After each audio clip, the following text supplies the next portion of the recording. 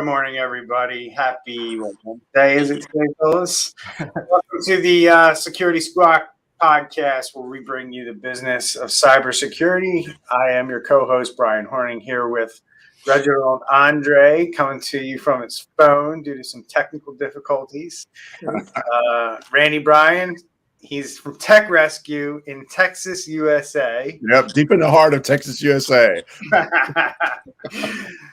And Ryan O'Hara from Sphinx Cybersecurity. Welcome to the show, gentlemen.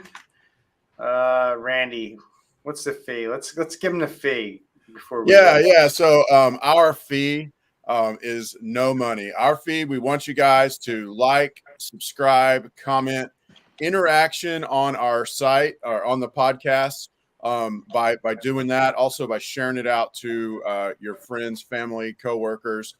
That's a great way. Help us get the word out. That's the fee. Cool. Yep, that's the fee. So today we are going to blow through some topics pretty quickly. Try to keep it, I don't know, we'll probably try to keep it to a half-hour show, but we'll see what happens. That never works out, does it? Lapsus. So Lapsus, the teenage-led hacking group, so to speak. We'll talk about that a little bit because I think, I personally, when I heard it, I paid really no mind to it. But really talk about the world probably has the perception because of what's been in the media that this is like some kid, right? It's not some kid, and we'll talk about that. So thieves steal about $1 million from an NFT project. So we're going to educate people on the security side of NFTs. A lot of people are getting involved in this. They think it's the wave, the new web 3.0 or 4.0 or whatever we're on now. This is just another iteration, a new technology, in my opinion, from what I've seen so far. But a lot of people are getting involved in it. They don't know really what's going on. They're just throwing money at it, and then cyber criminals are taking advantage of what people don't know and don't understand. So we're going to jump into that. We get a look at a ransomware incident, an inside look at that. We all thought Emotet was dead. They're back. So we're going to get into that a little bit. And then we're going to show you a little bit, because we talk a lot on this show about private cyber criminals, not so much nation state hackers. So we're going to get into a little bit about nation state hackers and what they've been up to lately and who they've been targeting. Because I don't think they get as much play as the cyber criminals do. Because these guys don't really deploy ransomware, although there have been cases where that's been the case. These nation state hackers usually do other things, and we're going to talk about that. So jumping into it right away, let's talk about this Lapsus group. So before we jump into what Lapsus has done to T-Mobile, which is a pretty big feather in the cap if you're a hacking group to go after a mobile carrier like this, let's talk about what I mentioned in the intro here. This Lapsus group. I think a lot of people got the impression that this was some kid in the UK who was kind of doing all this and creating all this havoc. I saw some news spots about it on TV as I had it on in the background, and I looked up and I saw what they were talking about, and it kind of made me chuckle how they were portraying this to the public as to what this was. So I don't care who picks this up, but who is Lapsus? What are they really? Let's let people know about this group before we talk about what they did to T-Mobile. Go ahead, Randy. Come on. Well, I'll let you go for that. I don't know a lot of details behind them. I know that there was a literal teenager in Britain who claimed to be the head of this, 17 years old, working out of his room at his house, and his parents were totally unaware. That was never really completely verified as far as I know, and I haven't heard a lot about it in the media since then. But I do know that they've been a huge part of some very, very big threats, some very big attacks recently, like T-Mobile, Samsung, NVIDIA. There's been a lot that have happened recently that's been attributed to this group. Yeah, even last week we were talking about how these cyber groups sometimes can kind of like the drug industry. You know, we made the joke with the drugs is like you have these high level, you know, mafia people, and then from there you have their sergeants and lieutenants and things like that. And I still don't think that, you know, this Oxford team is behind, a 17-year-old kid is behind this. He may be the one where they paid him to run the software or run it from his computers, but I still think there's somebody way bigger than what we think is, you know, just a 17-year-old kid in Oxford. Yeah.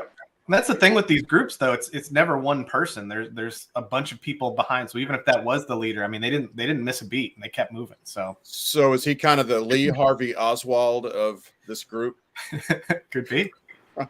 Depends what your theory is there. Hey guys, as we were going through this, I'm going back and trying to remember when we talked about Lapsus a few weeks ago, specifically the article that was talking about, I believe, their Discord channel. Didn't they mention at that point that they were soliciting people specifically working at T-Mobile at the time? So this is something that's been in the works for a while.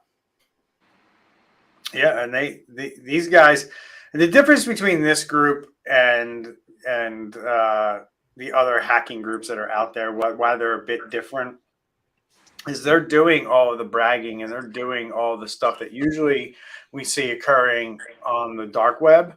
They're doing it right on social media. You know, they're telling people like right on social media who they're attacking, what they're doing, what they're trying to do. There's Telegram groups, there's Discord groups. But that's really, I mean, these guys are out there and there's a bunch of them. And it's not just one kid in the UK. They're all around the world working together to try to attack companies and try to attack different organizations for different reasons. Mainly for monetary gain, because once they have your data, they're going to threaten to release it. But the other piece of it is there's a market for stealing things like code and how systems operate and all that kind of stuff. This information, you know, we've been saying for a long time that data is the new gold, and these are the things that are making that true, right? When people can go in your organization, steal it, and then sell it to people on the dark web or around the world who want to know maybe about your technology, or they want to know how your things are set up so they can attack it in certain ways. This is all very valuable information to not only governments, but also, you know, criminals, competitors, you know, you name it. So what did this group actually, go ahead. Well, I was going to just add to that. I think that there's also something very significantly different about this group.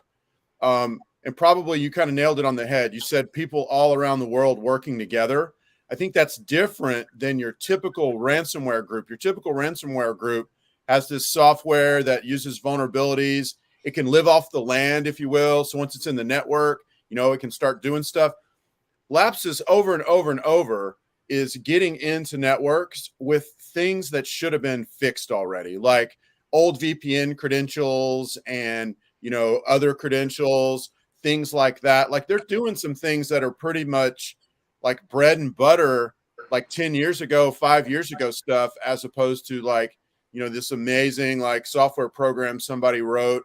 You know what I mean? Like that's very specific, not specific, but these guys seem to be doing a lot of that, like stuff that should have already been fixed, should have already been taken care of, and they're taking advantage of those kind of vulnerabilities. And there's a lot of that out there. I mean, you know, one of the questions I get a lot, you know, when we're talking to people is, oh, we're looking to grow. We don't have the budget yet. You know, now's the time to invest in security, because that's how some things like this happen is, you know, you start off small, you've got this one technology that you're using for something or another, and then all of a sudden your company grows, and it's real easy to forget about some of that older technology. So it's just sitting there still on, nobody's actually using it, and nobody's securing it either. And so having that good hygiene and knowing, and, you know, it's important to have security even when you are small, but particularly when you're growing. Mm-hmm. Yep. So let's jump into what this group did to T-Mobile, because there are some details here that I think are interesting, and people need to know that the stuff that we talk about on this show from week to week is really happening out there. It's happening to companies big and small. The reason we know about T-Mobile is because they're a publicly traded company and they have to disclose this stuff.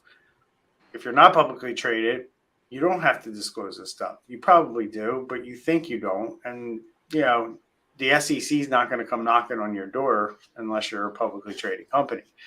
But you have other government entities, you have other state laws on the books, you have contracts that you have signed with, clients, businesses, your cyber insurance that tell you have to do a lot of this stuff, and you have to be making sure that you don't have compromised credentials on the dark web and that you're rotating them out if you do. So let's jump into it because I kind of foreshadowed a little bit there. But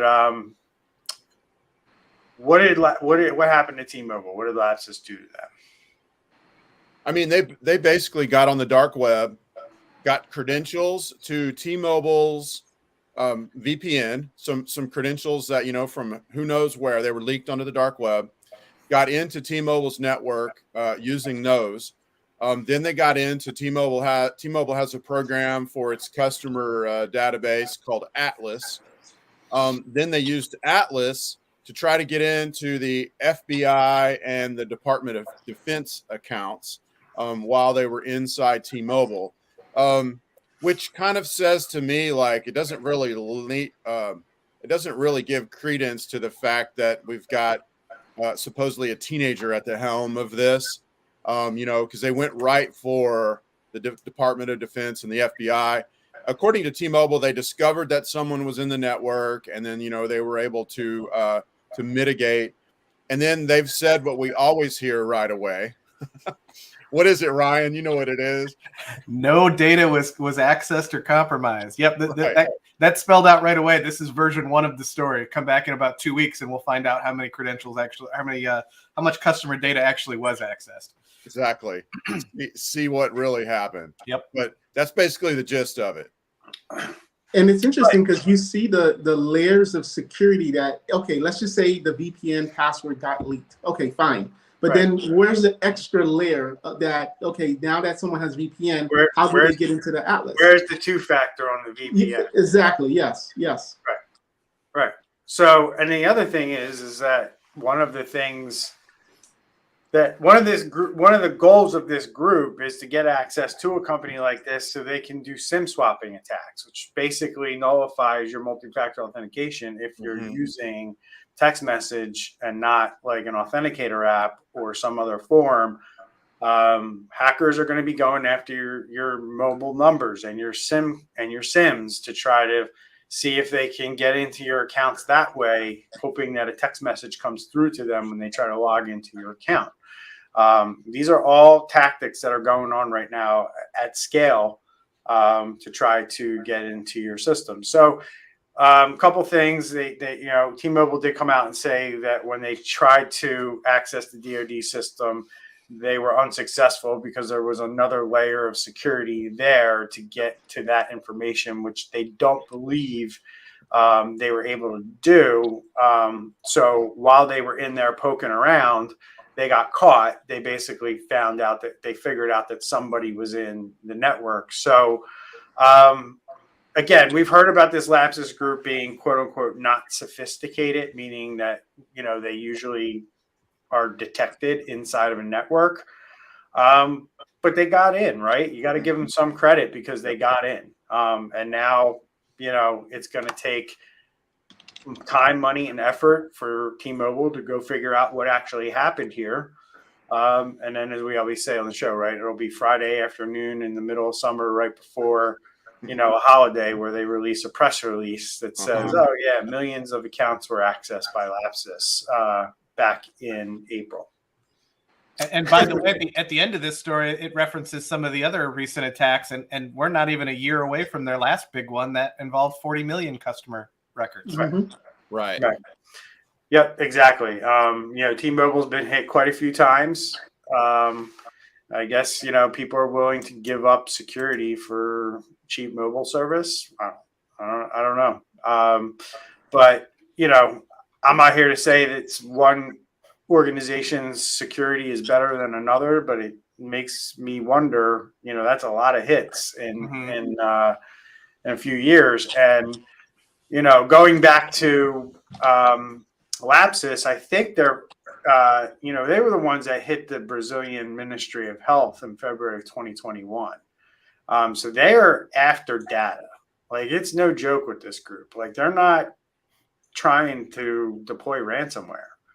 They're trying to get data from big companies that have massive amounts of data, and they're turning around and they're selling that. They're extorting on the front end, and then they're selling it on the back end. And that's what's going on. So, all right, so let's jump on to our next one.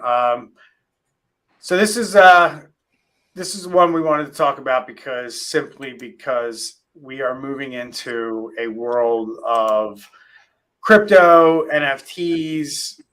I think we can all agree that this isn't going anywhere. At least cryptocurrency or digital currency. I think the world is starting to look at this as having a lot of potential. There's like a subset of this called NFTs that people are getting involved with. So I guess let's start with what's an NFT, and then so people kind of understand if they don't know, and then what's going on kind of in the NFT world with this Instagram hack that we're highlighting today. So yeah, I thought this was a really, really interesting story on a couple of levels. So just for background, an NFT is so let actually even take a step further back. So we've got cryptocurrency, right? So it's a digital form of currency that uses blockchain technology to keep it secure and tied to whoever is holding it at the time to a particular wallet. An NFT would be kind of like the object equivalent of that same technology. So, buying artwork like this example and having that ownership through blockchain technology to tie that to your wallet. So it's a digital item that you own and can be tracked back to you. So this one was really interesting because the hack occurred with this Bored Ape Yacht Club's Instagram account. So I think that's interesting because a lot of people don't think a whole lot about their social media as far as the importance of securing it. Who cares if somebody gets a hold of my Facebook account? But in this case, they got a hold of the Instagram account and then used that to broadcast a message as that entity and invited people to share their wallets with them under the guise of getting free NFTs that they were going to use. Now, this NFT technology is really young right now, so a lot of people are kind of jumping on board with the goal of trying to make a lot of money really quick. This happens a lot with these new technologies. So consequently, there's a lot of people who are involved in this that don't fully understand how it all works, the security of it, and things like that. So when Bored Ape Yacht Club sends a message on their Instagram that, hey, we're going to be giving away a whole bunch of NFTs, people are thinking $signs, and then it says, open up your wallet to us. So that's what happened. And then people shared their wallets with the attacker, unbeknownst to them, thinking that they were talking to Bored Ape Yacht Club, and basically let them take whatever they wanted out of their wallet. And so that's how this occurred. So again, interesting to me on a couple of levels. One, secure your social media accounts. I mean, if people can talk in your voice and the people who are listening don't know the difference, they can convince your followers to do a bunch of weird stuff. Two, the other piece that's really interesting is because of the infancy of this and the fact that people don't understand it. Don't jump into a technology without learning a lot about it. This is actually a really common problem that we're seeing, where people don't understand the technology surrounding cryptocurrency or NFTs, and they are sharing these keys that some of the keys that are supposed to be kept secret. These are the ones that give somebody full access. There's different levels of these that give varying levels of access for somebody to give you something without being able to take other things out. So making sure that those types of things. And then the third thing that I thought was really interesting about this particular story was the way that the hack occurred. And we don't know much about it yet, although Instagram did come out and say, confirm that they were using MFA on the account and quote unquote following Instagram's best practices. So it's going to be real interesting to hopefully see a follow-up to this story of the play-by-play of how the attackers gained access to the account in the first place. So, again, MFA is probably your biggest bang for your buck as far as keeping things protected, but it's not impenetrable.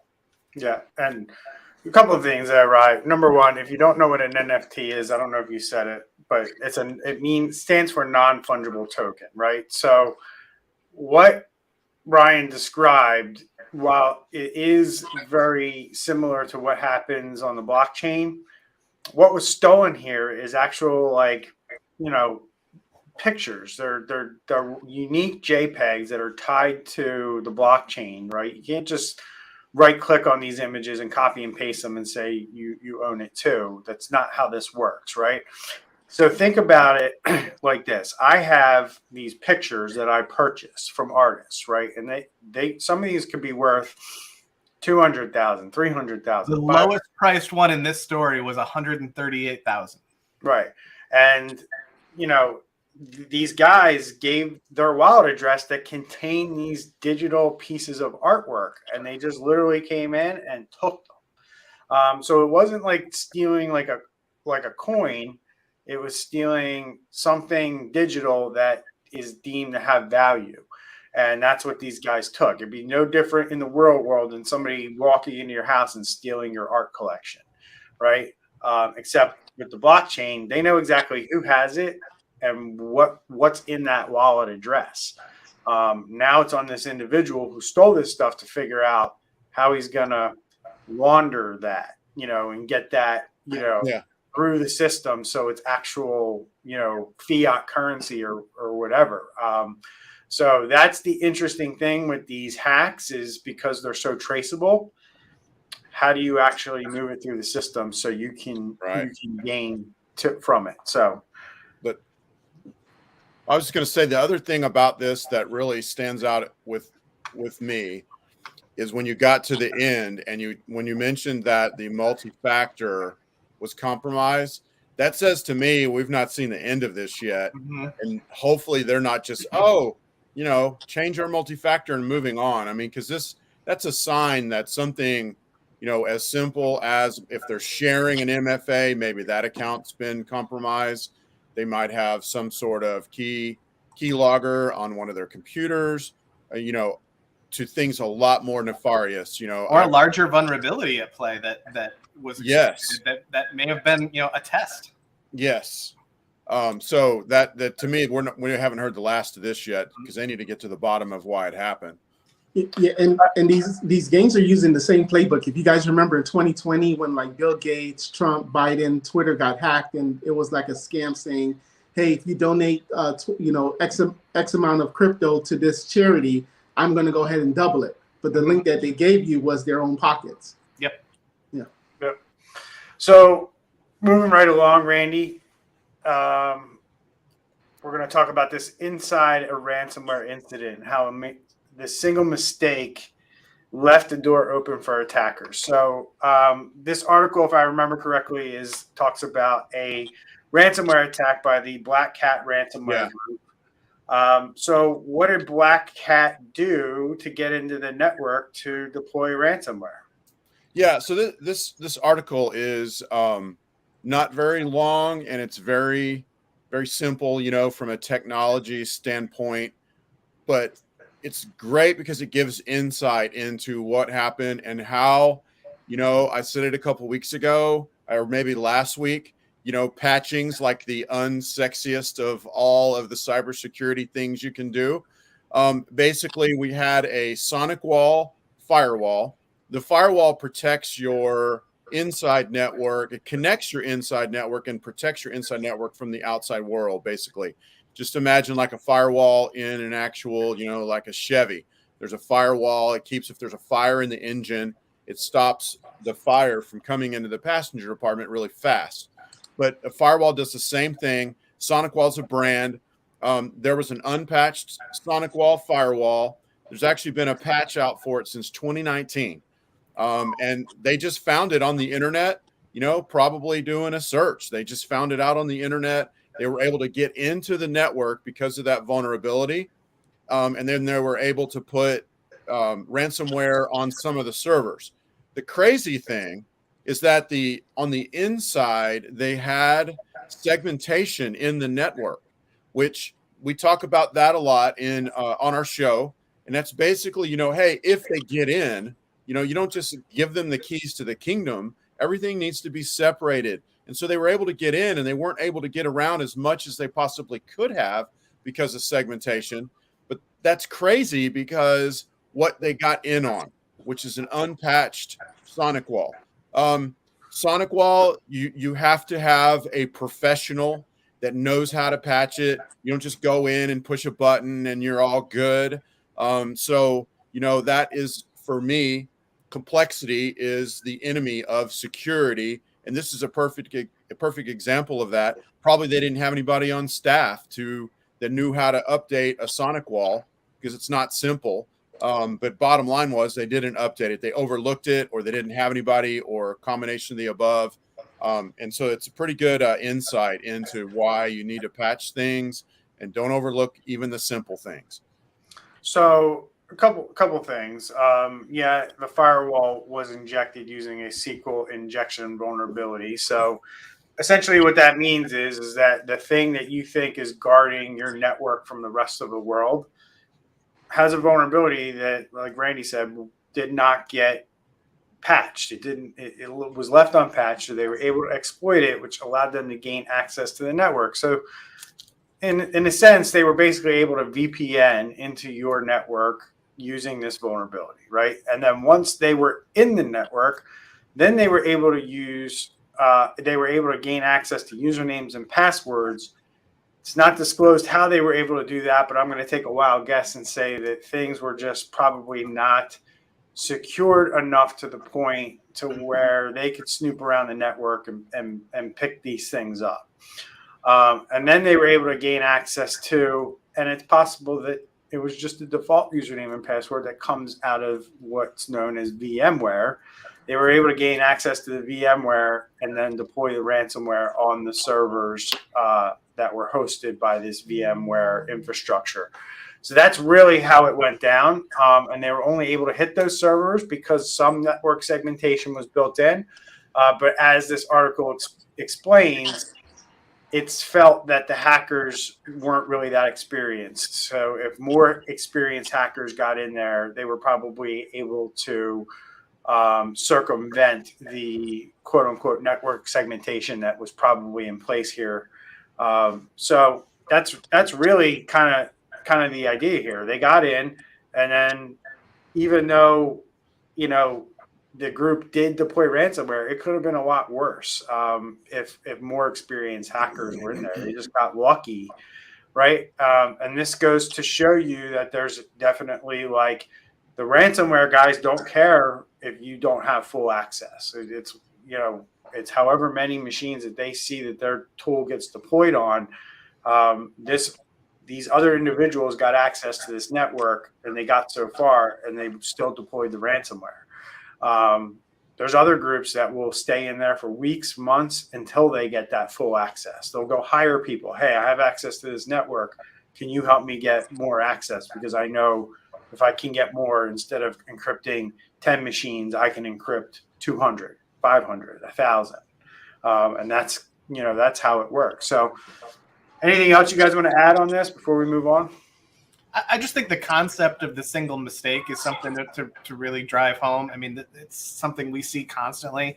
Whether it's a business that wasn't doing anything, there's still that single point of entry that starts the whole thing off, or something like this where they did have some things in place, but that single mistake left things open.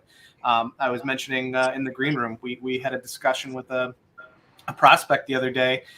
They had a system in place where everybody had usernames and passwords.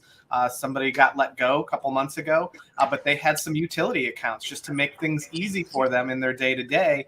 And while they turned off the account for the terminated employee, they didn't do anything with those utility accounts. And then that terminated employee came back later, used one of those accounts to gain access to their cloud platform, and deleted a bunch of their data. So, it's all about that hygiene and making sure that you're keeping track of those things, because a single mistake can be a huge, huge issue. Yep. We had a question come in relating to this. Yeah, I'll get to it. All right. So we'll throw this up. and the question basically is, I'll summarize but I'll keep it up there so people can read it. I'll keep it up there for a minute because we can't see Andre now. So basically is asking, is it good to update the hardware or software immediately when an update comes out? I have my feelings on this. I guess 30 seconds. We can go around the horn and get everyone's opinion on this. So go ahead, Rye. It depends on the update. I mean, if it's specifically a security update patching a 0-day vulnerability, in my opinion, the devil you know versus the devil you don't. You patch it immediately, but you keep an eye on things to watch, because that, especially when these things come out and they put these patches out quickly for a 0-day, there's a higher level of possibility that they're going to make some mistakes with that update. So you got to keep an eye out. I mean, I remember Log4j, that was 2 weeks worth of update after update after update for a bunch of different things, because every subsequent update had another vulnerability that was discovered. If it's just a feature update or something that's not blocking specific 0-day security, then you've got a little bit of time where you can maybe give it a couple of days and see how things go. Yeah, I like to let the rest of the world on a feature update, let the rest of the world test it for a few days or maybe up to a week. But you're right, like a 0-day vulnerability, like the ones that have come out relating to Chrome, that they had active infections in progress.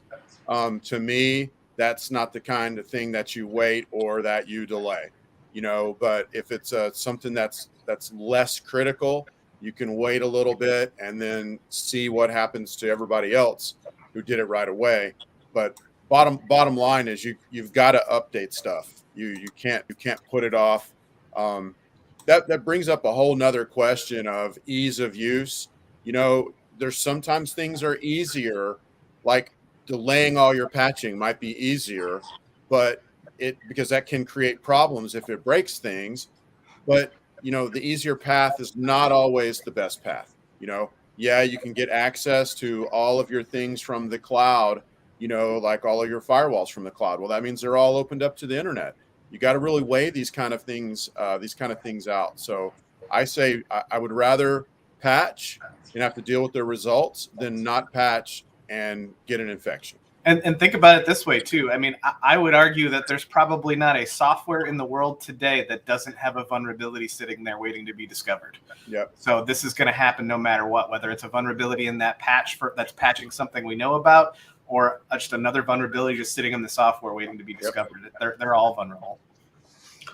Yeah, we do critical, but even in January of this year, there was a big Microsoft VPN update that needed to be done. And after you did that update, it broke it. Then they gave an update to the update and that broke it. It's one of those things, like Ryan says, for me, I'd rather have it patch and just deal with the consequences rather than leaving that vulnerability open. Yeah, I'll just chime in here quickly and just say, I like everyone's input there. Obviously, you want to patch as quickly as possible. Your patching program should evaluate almost every vulnerability it's discovered has a CVS score attached to it. It's if it's 10, it means it's really severe, and then it goes down from there. You really want to have a strategy where it evaluates that and looks at that number, and that kind of dictates how quickly you need to get that patch out. But most importantly, you can't always rely on the world to be your test for your patching. So your patching strategy should involve some kind of testing of that patch in an environment. And I know that that's Greek to a lot of the world out there, especially in the small business world, because a lot of small businesses don't have the budget to go buy 2 firewalls and have a test environment. But at the end of the day, those are the things that I mean when I say the world's been getting away with doing IT on the cheap for 25, 30 years. These are the things that need to be done if you want to do it the right way. It's like running your car without oil. You're not doing the right things to keep your systems healthy and running correctly. And if you want to deploy a patch on the firewall that is the thing that connects your whole entire company to its systems and its internet, and that patch brings that system down, it's going to seem like a really dumb idea to not do some kind of testing phase as you're going through that event, and you don't have access for some time while somebody gets that thing back online. So these are all things that we all need to get to as businesses, as goals. A lot of businesses are doing these things, but a heck of a lot more are not doing these things. So that's where we need to get to with patching. Yes, it needs to get done quickly, but you can't be doing it quickly on your production environment, because we know based on experience that some of these patches cause things to, not work, sometimes cause them to crash, and that's a problem. So moving right along, Emotet is back. And Andre, you were gonna kind of take this one for us. So they thought, what happened here? Everybody thought they were dead, and they're back. Is that Yeah. the deal? Yeah, so Emotet has been around since 2014, and it was considered one of the most dangerous malware botnets in existence. And this was one of the first times we saw in 2021 where we saw law enforcement from all over the international community, where they helped take it down in January 2021, and we thought it was over. But now it's back. They're essentially doing small tests. And we know from before, Emotet was having Trojans essentially on the computers and stealing a lot of the sensitive data from the victims' computers. If you guys remember, where an email would come in and it would take you to like a OneDrive link, and then from that OneDrive link, that's how it would spread and download things on the computers. So after 10 months, they're now testing on a small phase just to see how it's going to go. We know that the international law enforcement took it down, but I don't think it was ever clear if they actually found the leader, or if I think they just took down the servers and the operations, but not the actual the group behind it. So now they're just money's probably running out, and like, hey, let's start working again. Yeah, so Ryan mentioned in the green room he was surprised at the lack of kind of news around ransomware, and we talked about why that could be.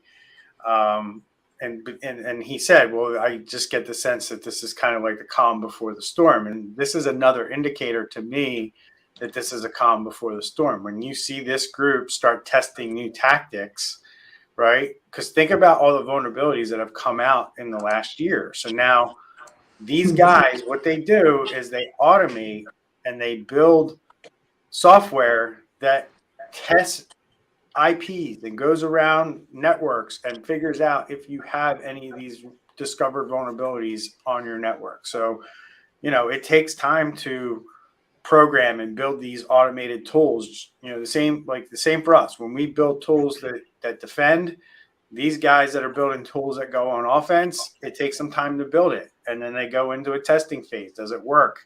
And then once they know it works, they deploy it on mass scale. And when it goes on mass scale, that's when, you start seeing big things get hit with ransomware and other types of attacks. So because they have to be careful when they're exploiting these vulnerabilities. So, when we talk about vulnerabilities in this instance, it's vulnerabilities that they're aware of that haven't been published yet. So they're taking advantage of these things. So if they went out and just, kind of willy-nilly took advantage of those things are going to get patched and they're going to lose their leverage. So They do this testing like this to then get the proof of concept, get things tightened out, and then blow it out all at once because they've got that short window of opportunity on the front end. But short window of my ass, they have a long window. They got the people who don't patch is the second wave. Well, that's the most people. So, I mean, it's, you still have Exchange server being hacked. I mean, today, right? So moving right along. Thank you, Andre. That was a really good rundown of what the heck Emotet's up to, and we'll see what happens in the next couple of months, because I'm sure we're going to be talking about it. Nation state hackers now. Let's all kind of jump in on this one. Wrap up the show, because we don't really talk about nation state hackers too much. But this article from Threat Post, I'm going to give a shout out to Elizabeth Montalbano, who wrote this article. I think it showed up yesterday. But it talks about APT37 and how they use this sophisticated malware to steal information about sources, which appears to be a successor to Blue Light. So who wants to jump on this one? And we'll talk about kind of what these guys are doing, who they're working for, more importantly, and kind of give our audience a picture of what government-sponsored foreign government sponsored hackers are doing. Yeah, we don't really realize it, or we don't think about it, but I mean, really, a free press is really the bottom line to a free country. You've got to have journalists that are investigating things that are going on. This particular attack is most likely from North Korea, and they're targeting journalists. We've seen this several times. There was a vulnerability in 2021 on the iPhone, known from the beginning of the year, patched towards the middle of August. You could just send a text to an iPhone and then gain control of it remotely, without the person even having to open it. That was also a nation state type vulnerability, and they were using it to target journalists. There's a lot of countries out there like North Korea, Saudi Arabia, that are not comfortable with journalists getting into their business and making it known to the world. And so they want to hack the journalists. Then they can find out who the journalists are working with, what they know, and things like that.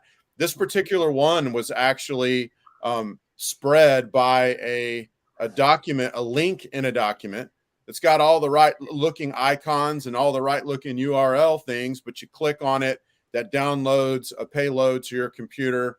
Next thing you know, they've got a foothold in your computer. So, this is pretty nefarious stuff, if you ask me. So, yeah, and it's wild, right? What you just, like, all the stuff you said there was like wild, because, and I don't know if I would have had this perspective if I haven't dealt with the media as much as I have, but like, I've talked to journalists for hours, right?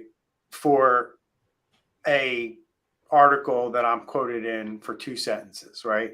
So, like, just to think about the amount of information that they intook from me on that phone call, right? To write 3 sentences in their article, you have to understand that perspective to understand how much information a journalist could potentially have if they're talking to, if their beat is writing for the White House, writing for, Department of Defense. They're connected automatically by their job to high-level officials who, leak things to them, right? So this is literally targeting journalists who they know have things leaked to them by government officials. So they're in the know. It's no different than if they were spying on the government directly, and that's kind of what's going on here. This also happens to private businesses. This happens to, publicly traded companies where CEOs and people who are talking to journalists are being targeted. If you're a CEO who runs a company and you're constantly on CNBC, Bloomberg, all those channels, if you're on there, they know that you're talking to those journalists, and they could target those journalists to see what you're telling them about your company or, what's going on. And they can use that to attack your company, and they can do a lot of things with that information. But it is very interesting to me that these malwares like this that are state sponsored, we constantly see them targeting journalists. And I just wonder, is that a call to the media industry to tighten up their cybersecurity? Like they're kind of like the real estate industry, the real estate agents of that industry, right? You know what I mean? The real estate agent handles a lot of sensitive information as being part of the transaction. But somebody's money could be stolen and through a real estate agent's account. And I'm looking at like, hey, top level government secrets or company secrets could be stolen through a journalist. And that's what's going on here.